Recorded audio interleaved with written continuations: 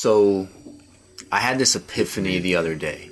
I was on Reddit, as I, tend to scroll when I'm eating or something. Maybe not the best habit, I don't know. But this guy made a post and he was kind of complaining, lamenting, venting, that like he was making like almost like a manifesto. He was making a statement. He was saying, I'm done trying to connect with people because everyone is just so full of ego. And he said that he didn't want to connect with these type of people anymore. He said like he didn't want to connect with that type of person. Like he wanted to connect with people, but not people who are, full of ego. Whatever that means, obviously, is very subjective. If I say full of ego, I think of one thing. Actually, I think of so many different things, because when people say this, like it's a very fuzzy concept, In his conception, most people, everyone he tries to connect with is full of ego. So, okay, interesting. He said every time he is trying to connect with someone, like he meets someone, he's talking to them, it turns out that, they're just trying to fulfill their ego. So I was reading the comments section, and, obviously what he said was very polarizing. So as such, the comment section is full of people who either resonate with him, like, yeah, like I totally get what you're saying, or other people who, more felt attacked, and they would, reply with things like, oh, it's ironic you post this because only someone full of ego would post this. Again, the fuzzy concept of what that means to be full of ego. They might be referring to something full of ego that he's not referring to, very different conceptions of what full of ego means. So some people were just insulting him and everything like that. And, I didn't agree with the attacks against him. Well, I was very charitable with what he was saying. It's like, it's very easily conceivable that what he means by full of ego is not relevant to the phenomenon he's describing.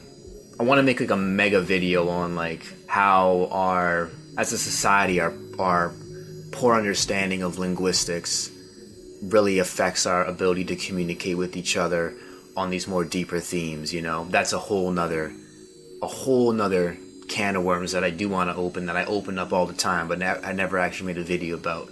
Anyway, he did reply to some people who agreed with him, but most of his replies were to these people who disagreed with him, to these people who were insulting them, right?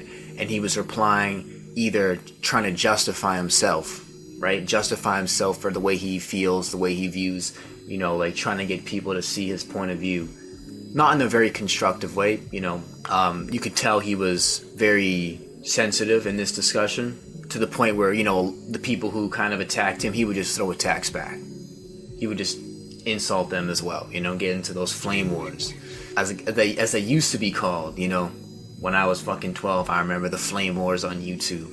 I always liked that term, flame wars. Anyway, so I decide, you know what? I'm gonna reply to this guy, because I had an epiphany while engaging or just reading the post in the comments section and his behavior, his way of replying. I had an epiphany myself, and so I replied to him to share that epiphany, because this epiphany was something it never occurred to me before. But oftentimes I find a lot of my epiphanies are piggybacking on things I've recently been thinking about or talking about, like ideas, epiphanies, revelations, right? So I'd recently been thinking about that magnet identity stuff I've been talking about, thinking about. And so there was like some spreading activation from that to the conversation in this Reddit comment section. So, and those things led me to this realization. So it's like, I don't know. He was posting a vent about not being able to connect with other people, and then the only people he was giving his time of day to, his energy, his cognitive effort to, was the people who didn't connect with him, the people who disagreed with him. It seemed paradoxical. It seemed ironic. He was just replying to people who did not understand him. And it reminded me of myself. I do that a lot, especially historically. And so through him, I was able to realize how incoherent I was behaving. And that's where the epiphany came, recognizing myself in him. His behavioral contradiction. My same behavioral contradiction. It's not because he was lamenting how hard it was to find connection, but it was because he was maximizing his interaction with people who would not and do not connect with him. So it's like there's this loop, this structure that goes, I feel misunderstood, I want connection, and then engaging with people who misunderstand, and then it goes back, I feel misunderstood, I want connection, engaging with people who misunderstand me. So it's like this loop, this shitty feedback loop. And then so I wrote to him under a comment where he was replying to someone else getting heated and offended and stuff, and I said, let yourself be misunderstood. It's freeing. You don't gotta keep interacting with these people who don't understand you. You don't have to keep trying to justify yourself to them. You're not gonna find connection that way. Anyway, so, he replied to me in a way that, I read it, I felt that he seemed pretty annoyed. He's like, I'll interact with people how I decide, thank you very much. Kind of like a passive aggressiveness, that sort of politeness you use when you're kind of offended or you feel attacked, right? And his reaction, it was like, it was so defensive, right? You couldn't see me as, hey, I'm just taking the time out of my day to share perspective that might help you. He was so locked into the loop. He could only see it as criticism. And look, I've been in that loop before. Seeing him in that loop, recognizing him in that loop, and recognizing myself in him kind of freed me from that loop a bit more. All right, so how the epiphany has shifted me, or is shifting me, right? It's like, before and for as long as I could remember, like when someone disagreed combatively with me, or they did not understand me in these sort of like experiential perspectives or philosophical perspectives or art preferences, like it used to frustrate me, right? I always wanted people to understand me. I remember being like 11 years old in the YouTube comment sections or in Yahoo Answers, I can just remember spending like on several comments over an hour writing them because this one person did not understand me and they were attacking me, maybe not even always me, sometimes insults, but sometimes, attacking my perspective via strawmans. But now it's like, there's no emotion there anymore, right? Like, there used to be frustration, annoyance, sometimes even anger, and always this compulsion to reply so I could make myself more understood. And now it's just nothing. Like, when I think of these circumstances, someone, attacking the way I maybe live my life, there's just nothing. I don't feel anything about that anymore. Whereas I used to want to reply and get them to understand me, and I'd be frustrated or something. They didn't understand me, right? It's like, it's nothing. It's like when you hear a song that you don't like, but you don't hate. You just don't feel anything. You don't feel happiness. You don't feel connection or emotional resonance, but you also don't feel annoyance or hatred. It's just nothing. I kind of just internalized this permission for me to just post whatever I want. I used to kind of always be a bit shy in the sense of like wanting a lot of people to relate and that dictating what I post share, instead of just posting to find the few people who do relate. So, I've shifted from like, I want people to understand me to I want to find people who already get it, or get it in the same way I do, I guess this is what people mean when they talk about people being on the same wavelength. Like, this is things I've heard people talk about all the time, but I never really fully understood what it meant, I guess, until now. Or at least it never hit me in the right way until now. It never felt profound until right now. Like, it used to just sound like, oh, that's a cool idiom, that's a cool stylistic expression. Someone on the same wavelength, okay. But it never hit me like in a profound way until recently, until this experience. Like, the other day I was watching this episode of the X-Files, and fuck, man, I felt this existential dread watching it, like a simulated existential dread, because it was so well done, reminding me of certain mind-bending, ontological, mindfuck type experiences that I've had on like magic mushrooms, right? And I wanted to make a Reddit post or even a YouTube video about it, but I kind of felt it'd be so obscure, unrelatable. A lot of people would challenge me for feeling that way, trying to like downplay it or devalidate me. And so all that, it was like, I don't know, I didn't feel the confidence to post it. But it's like, well, now that I've been through this and had this epiphany, it's like I might make it after all.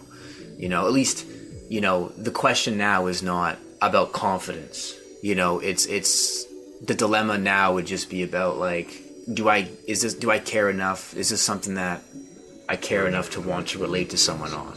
Is it worth the effort? That's the question now. It's not a question of you wanting to do it, but not feeling the confidence to do it, feeling shy to do it. Different dilemma now. A much better dilemma. I don't know. It just felt so damn freeing.